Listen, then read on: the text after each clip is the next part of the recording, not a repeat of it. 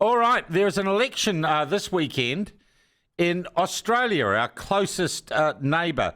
Canada had an election the weekend before in which the ruling Liberal Party got back in. Polivere, who was meant to be the new hope for the right, he failed to fire. And basically Trudeau's successor, Mr. Carney, he got in Australia, in Canada. So what is happening in Australia? Well, we have a perfectly located former member of the platform staff, now working out of Sydney for Sky Television in Sydney. His name's Ben Espiner, and he joins us from video link right now. Ben, how are you, mate? Good morning, Sean. I'm well. Yeah, thank you. How are you? It's good to be back on the platform. Nice to have you back on the platform. I'm sure we'll get a few messages, and Methvin will be going off this morning. Yeah. Firstly, you're joining us from Sydney. Look, I just want to ask in general terms, you're one of an increasing number of young New Zealanders who have jumped the ditch. How are you finding Sydney, and how do you find Australia compared to New Zealand? Well, it's been great so far. It's a big place, I think, is the main thing that I've realised. I live out by the beach in Bronte and commute about 45 minutes a day into Macquarie Park across the bridge for work. So it's massive. I'm working at a large company. The weather's been good. The vibes are, I would probably say, a little bit better here, for lack of a better phrase. But as I said to you before I left, I haven't been meeting up with other New Zealanders in Sydney and sort of talking crap about New Zealand. Yeah, that's not why I left, and I still, check back in with what you guys are doing and with what the news is saying in New Zealand. But yeah, overall, it's been great so far. Is Australia as obsessed by culture wars? Does it feel as divided or as polarised as New Zealand? I'd have to say, off the first impression, no. In terms of being as obsessed with the culture war issue.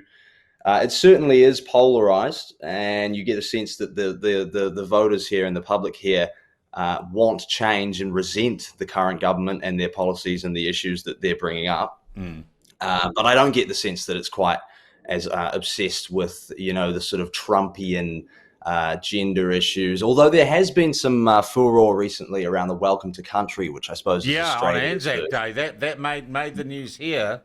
And it seemed there were two camps, and it depends, I guess, which echo chamber on social media you're getting your news from, as to whether or not it was a huge deal or not. Did the country come down on one side or other of that argument, Ben? Look, I don't know. It's hard to tell. I think from what I've seen, people aren't in general that keen on it, especially in the context of something like Anzac Day. There was a lot of booing. I'm not sure if you saw that clip during one of the morning ceremonies when someone tried to pull that, and actually quite a good clip of this. I think it was a Marine or something having an argument with a reporter about how he needs to see it from a different perspective, and a lot of his mates haven't come back from war, or their grandfathers haven't, and to be welcomed as a back to a country they came from and fought for. That seems So I think it is a matter. A matter of context here, and when and where it's happening. And I think on something like Anzac Day, the general consensus was it's a bit much. Yeah. Okay. So looking forward to the election. I know some polling is suggesting it's and Dutton and Albanese, the incumbent Prime Minister representing the Labor government, right? Have I got this right? You got that right so far. And then what? The coalition, the Liberals, what are they called? The Liberal National Party. Liberal National Party, the coalition, which is Dutton. The polling seems to suggest that Albanese gets another crack at it. It does. I mean, to sum it all up, I would probably say that it's been surprisingly going very well for Albanese and the Labor Party, and very surprisingly going very poorly for the coalition and Peter Dutton. I saw a stat the other day that I think it was 46% of voters don't think Albanese deserves to be re-elected this election. It should have been the easiest win, really, for a straight-talking Conservative party. People don't like Dutton? Years. They don't like him.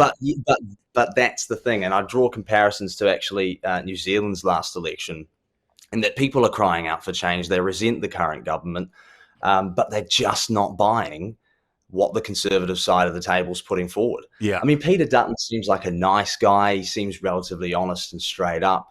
But much like Christopher Luxon, they just don't see him as a prime minister. Okay, well, we've still got Luxon as the prime minister. God knows why. Okay, so it's suggesting it's going to be a landslide to Labor. And you always have to ask this question, since the Brexit pollsters got it so wrong, could the polls be wrong? And is anyone saying they might be, Ben? Yeah, they could be wrong. I think it'd be a miracle at this stage if the coalition got back in. You said before we still have Luxon as a prime minister, and that's true. But, that I think he needed quite a lengthy negotiation process with two coalition partners in what's sort of really been quite a winnable election. Yeah. So I think the same thing is going to apply to Peter Dutton. It's been way too much of a struggle for how the Australian public views the current government. Yeah. And I just don't think they've campaigned particularly well. Do they campaign, Ben, as a pre-existing coalition then? Do they have a different system where it's not every man for himself and then we sort it out? They've already kind of sorted it out.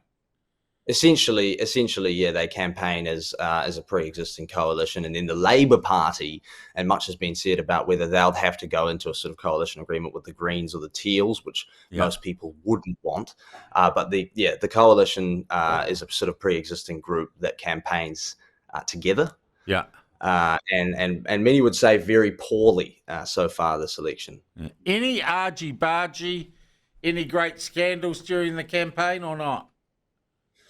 Well, look, first that comes to mind is just that the Labor Party seem to have done, and Albanese seem to have done quite well out of just lying about a lot of things, which doesn't come as a surprise to me as someone who's just come from covering New Zealand elections.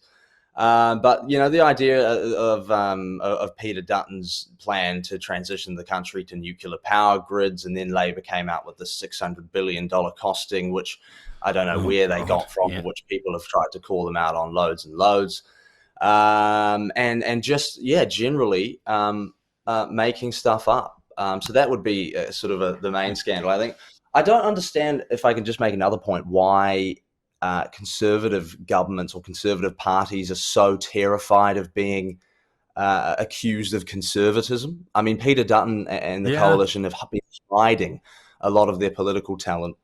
They had Jacinta Price, the Shadow Minister for Indigenous Affairs, who came out and said, I think she said, "Make Australia great again" or something, and she was barely heard from or seen again for the rest of the election. I mean, they hurried them away. And it's very much like Luxon. We're not going to stand for something. We're still trying to win the people who hate us over, aren't we? What are the issues for Australians, Ben? What gets them going? They are a different mob than us, mate. But what are they're different mob? Look, I think on the face of it, this is largely a cost of living election, which won't come as any surprise. Australians are feeling the pinch as well. There's a lot of discussion about prices at the pump. Peter Dutton's come out with a fuel excise cut. Albanese with tax cuts. Energy's a big one. Energy prices are really no joke here. And Labor obviously wanting to continue transitioning Australia to 82% renewable energy and continuing to fork over their carbon sort of credits or whatever the equivalent is to the countries in the Paris Accord and all of that. So issues like that, still on the main stage, but largely I would say cost of living is unsurprisingly the main issue. Okay. Yeah. Ben, would it be also fair to say that no one in Australia cares about New Zealand or knows much about it? Would that be your observation? Oh, yeah, it would be hugely fair to say that nobody cares about New Zealand. I'm still trying to pitch good old New Zealand issues in the newsroom, so we'll see where we get to. Yeah. Hey, I stupidly said people could send you messages when you're on. Brenda, you're online now, Brenda. Oh, Brenda, g'day. Oh, hey, Ben, how are you doing? I'm well, thank you. How are you? I'm very well. I was wondering how you're getting on with pronunciations over there. We missed your hotspot. Yes. Well, thankfully, I haven't had to practice too much pronunciation actually since leaving the platform. But I shouldn't stop exercising that muscle because I was terrible at it. What was the weather location today, Sean? It was Owhiro Bay. or Weirdo Bay or something. We do. I don't tell myself off when I get it wrong, though, Ben. I just want to read some other messages. We've got Hiya Ben from Gleneace or Margaret. I don't know what's going on there, Ben. Oh, Ben, with just love hearts. Ben, you've missed some great surf at Lyell Bay yesterday. We've just had... I heard the weather's been chaotic. It has been the worst. It really has, even for Wellington, mate. And I could see, coming down the hill in a tai-tai, I could see the breakers at Lyell Bay with the naked eye. They were that big and that wide. They were like 50 feet high.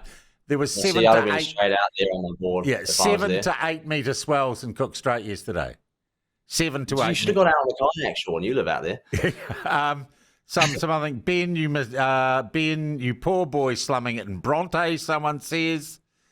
And people want you to be our regular correspondent. You had to clear this with the big guys at Sky, didn't you? Oh, I just wanted to make sure that everything was above board, you know. You don't want to piss anyone off in your first couple of weeks. No. But no, look, I'd be happy to do this more. Can I just say, actually, though, I heard you having a go at my background here before we started. Yeah, I'm saying I love the wall art. What is it? It's a whiteboard. Well, yeah, it's something, it's quite abstract. But look, I haven't had much time to sort of decorate yet. I can work on that. I've not got a studio. The studio's in the works. I was actually thinking of joining from my car this morning, but I had to listen in before the show started. I'm quite glad that I didn't. Yeah, because I don't know that we've gotten Ben, very might far. check you out. Hey, well, look, as I got you here, you could do a quick cross on results on Monday. Sure. Yep. Okay, we might even throw some money your way to help pay for the very expensive flat in Bronte. Oh, look, sure, I'd never ask you for that. It's a favour. Ben, lovely to talk to you, my friend. Have a good day at work. And let's see what happens with the Australian election in the weekend. Ka kite anō, my mate. Good on you, mate. Talk soon. Cheers.